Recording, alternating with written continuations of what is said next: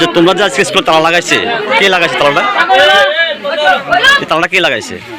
তোমরা কেন লাগাইছো? অর্জুন স্যার। আচ্ছা আচ্ছা, তো কি লেগে অর্জুন স্যার কি সমস্যা?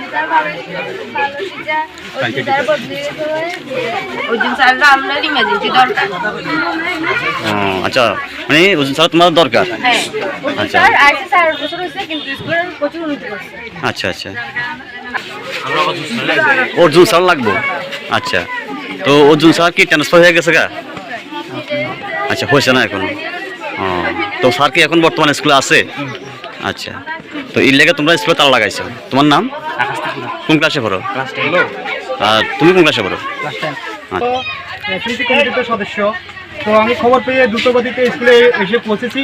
এসে পৌঁছানোর পরে দেখতে পাচ্ছি যে স্টুডেন্টরা এবং স্টুডেন্টের গার্ডিয়ান তারা যৌথভাবে স্কুলের ভিতরে তালা ঝুলিয়ে দিয়েছে। তো আমি তাদের কাছে বলেছি যে তাদের কী জন্য তাদের ডিমান্ড। তো তারা বলেছে যে এখান থেকে একটা অর্জুন দেবরাজ নামে একজন টিচার সায়েন্সের সায়েন্স মাস্টার, তো ওনাকে ট্রান্সফার করে দেওয়া হয়েছে।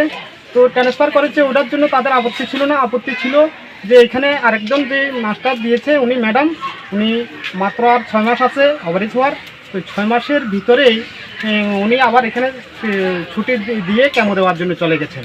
তো আমাদের স্কুলে 7টা ক্লাস অলরেডি চলে না মাস্টারের ঘাটতির জন্য, এবং একটা মাস্টার আর কিছুদিনের ভিতরে রিলিজ হয়ে যাবে।